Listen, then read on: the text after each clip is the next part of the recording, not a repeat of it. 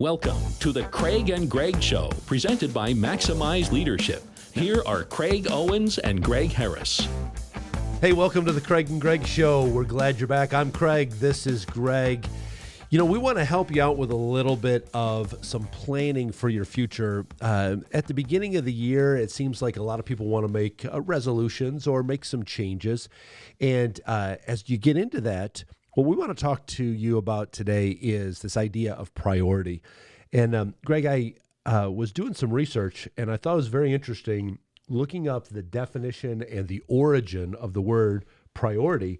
And I found out that from its creation all the way until the early 20th century, that priority was only in the singular. And we've been the ones that have made it plural and said, I've got to have lots of priorities. So let's talk about the pros and cons if we're making resolutions or we're making changes about lots of priorities or just one priority. I think there's a tendency of people who in leadership or maybe just in life, you know, doing their daily things, there's an efficiency piece that kind of runs in. At the same juncture, though, multitasking has become this badge of honor. Yep. And you're like, well, you got 4 projects going. Well, yeah, I'm very efficient. No, they're still going, you know. And I think that's the point about priority. Right. In itself, you might have a couple priorities, but they can't conflict and they can't steal from each other. And I think that's our problem. I mean, Craig, you've spun a lot of plates in your life. You know, it's like, okay, so I got to get to the wobbly one quick.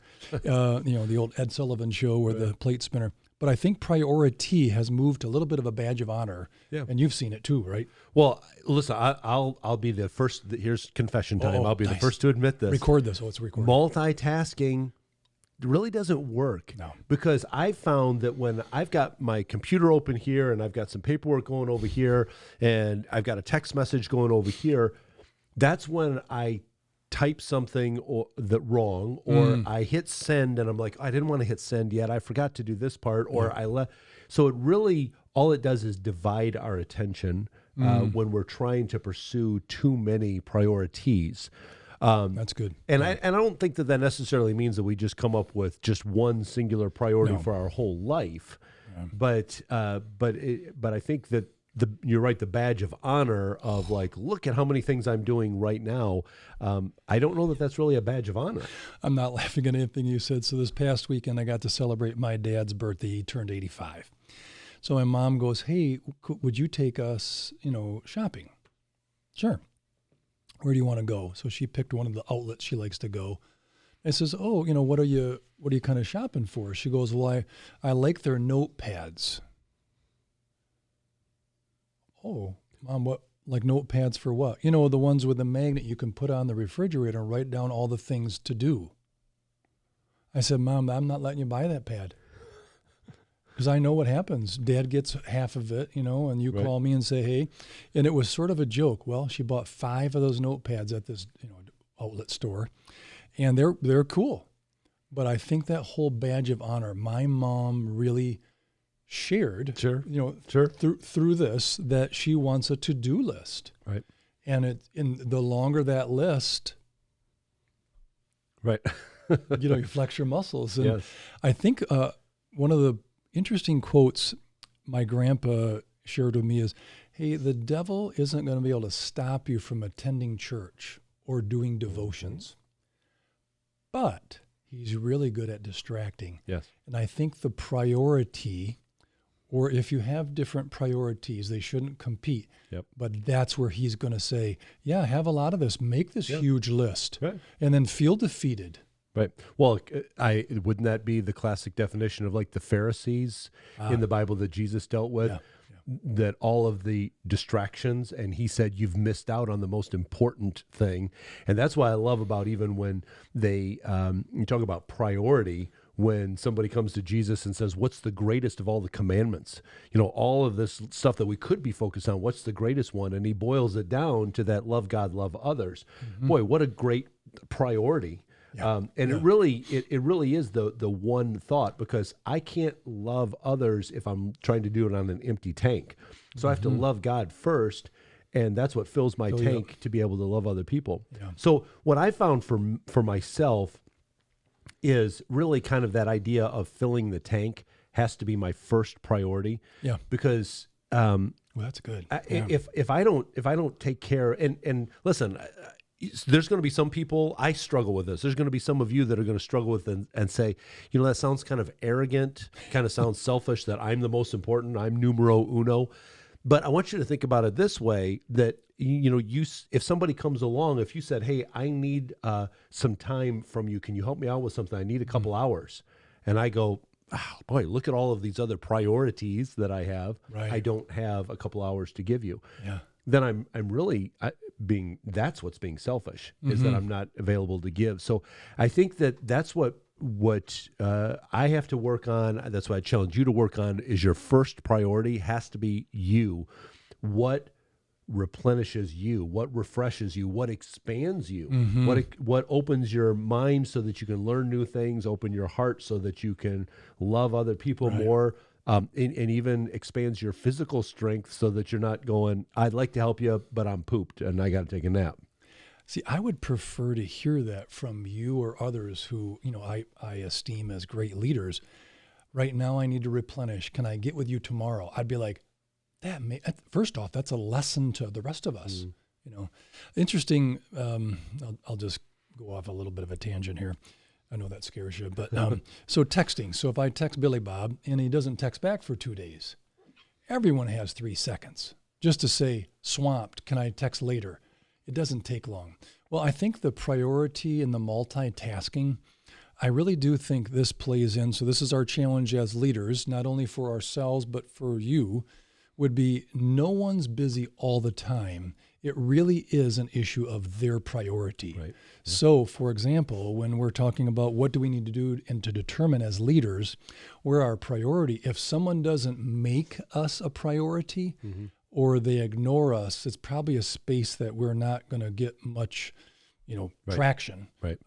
Share a little bit when like this person's just not available to invest in. Right. Be invested. Well, and you do have to. I think you do have to weigh that, because there are some people that you have to, I think it through.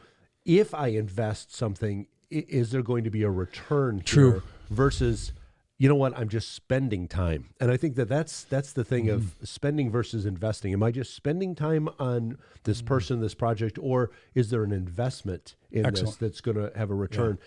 Now, that is one thing that I think to consider as far as a priority goes, but I think something else is sometimes we have to think about there are certain things that are just simply required of us. Yeah. So they're facts. Right. I've got to do it. So for me, purgatory for me would be just kind of doing all the administrative, like I got to fill out all of these forms and, submit the annual reports and all that kind of. Check that box. Right. If that's all that I had to do, I'd just be bouncing off the walls. But there are some things, because of my position in organizations, I have to do them, And so I think that I have a pile on my desk that it's kind of my quarantine pile. Is it paper? Yes. Oh, good. And it doesn't stink. But those are the things that are like, okay, I know I have to do these things.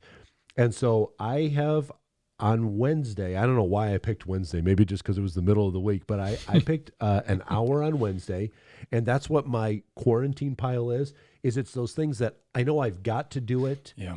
I gotta renew the plates on the car. I gotta do, just these things that you've got to do. Adulting things. Yeah, exactly. But I don't want them to get in the way. So I just have that 1 hour. Okay, here's my pile, and see what I get through. And I literally will set the timer on my phone. I'll say set a timer for 1 hour, and I work as diligently as I can on that pile. And when the 1 hour is up, whatever's left in the pile is left in the pile for next time. And, I just move on. So I think you do have to take those into consideration. But like you said earlier, I don't want that to conflict with something else. No. And so I've quarantined that to its time. So I think you have to think about those things as well. The return on the investment, but also the things that are getting in the way of that I can kind of, how can I mitigate those a little bit? I'm a big fan of and have done, teaching and certification on the strength finders. And what I love about strength finders is everyone has 34 strengths possible. They don't get into, oh, Greg or Craig, you're no good at this. Right. So it's not weakness focus, it's strength focus. And I think that's where priority setting really becomes important. So what is our strength? So, I got to check the box and fill the form in and blah, blah, blah. But my real space where I really excel as a leader, Craig, and I've seen you do it for years, is when you're playing to your sweet spot. Yes. And that's the priority I think that the mundane tries to steal. Absolutely. Or the distractions, try to steal from that spot. Yeah. I agree that I think that you're going to get much more done in that area of strength than you are trying to fix the areas of weakness. And you shared a book with me a while ago, something about saying no. No is a beautiful word. Yes. No is a beautiful. We will put that in the show notes. We'll get a link for you for that one, because I found that just like your mom's got the list on there, a stop doing list for me has been equally as liberating. That there's some things that I just go, this is a distraction. This is diluting my time of strength. So one of the things now listen, this is for me personally. This might not apply to you. This is not for me, I guess. Maybe not. It might be, but for me, I am a morning person. Yeah. So there's some things that I had to stop doing in the morning, because the morning is my best and most efficient time to grow my mind, refresh my spirit, think clearly about things that I need to get done. Creativity. I'm much more creative in the morning. Even positive. Right. Yeah. So I have to guard that time. So then that means there's some things that I had to put on my list here that said, stop doing these things in the morning, move these things somewhere else. Yeah. And so I think that there's some things that we have to just say no to them for a certain period. And there's other things that we have to just say, let me tell you how beautiful it is to say no to that. It's just, I'm not doing it anymore. Right. So the author is Kevin Harney, who was a pastor in California. He also was a pastor in Michigan for a while. Great thinker. And he puts that book out there in multiple situations on what to say if it's supposed to be a no. Because there's different, hey, you serve on my board. I'm so honored. And then he gives you samples. It's perfect. I don't know if you remember, this is going back, quite a while. I would pray about one word for my next, or a sentence or a phrase for the next year. Yep. And I would start in the fall. And margin happened to me twice. And I think that's what priority really needs, is us setting margin. Yep. I'll let you run with this, but my grandpa would, he loved, my grandpa loved to eat, and he was small. So it's like, well, where's it going? In your big toe? What the heck, So he would get, he'd get a good sized plate, and then, he would fill it up. And there was, you really couldn't tell the plate. You couldn't tell if it was white with flowers or anything.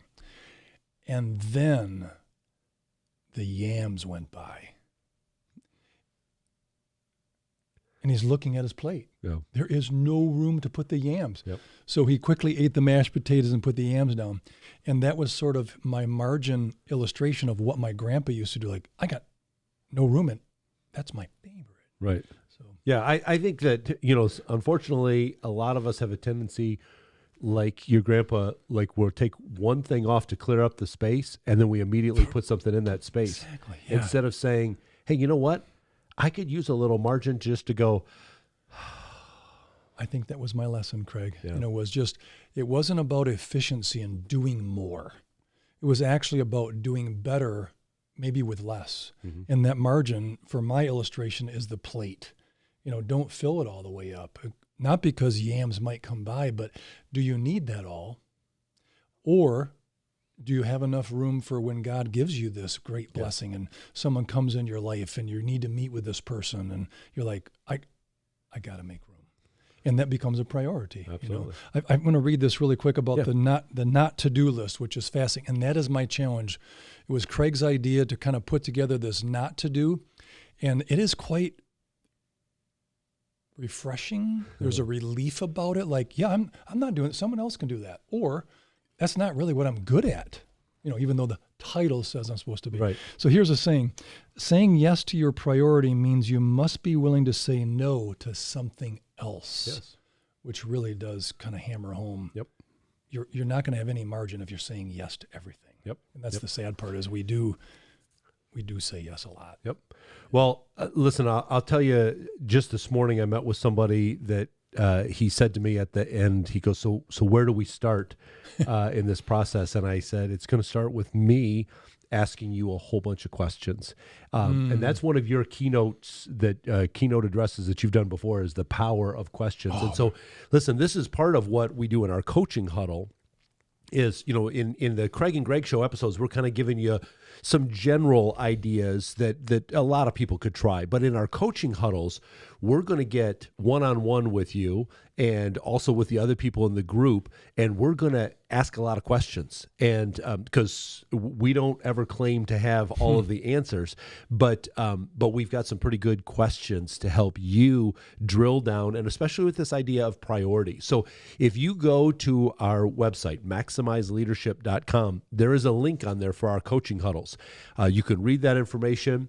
You could watch a little video about it, but then fill out the form. Even if you just have any questions like, hey, this is what I'm thinking about. Would this work in a coaching huddle sort of setting? And then we'll get back to you and we'll dialogue with you a little bit. But that's what we would love to do. Take the general principles from this show and get really specific with your situation. Start asking you some questions so that you can drill down and find that priority in your life or maybe in the different roles that you operate in, and then be able to set your goals going forward from there. So reach out to us there on Maximize Leadership. You could also tweet at us at Maximize Podcast. You can leave comments below this video, and we will respond to those as well. We want to be a resource to you, and we want to help you reach the very best potential that God's given you. So that's what we're here for. Stay tuned for another episode coming up soon. Get in touch with Craig and Greg through Twitter at Maximize Podcast or at MaximizeLeadership.com. Be sure to subscribe so you don't miss any episodes of The Craig and Greg Show.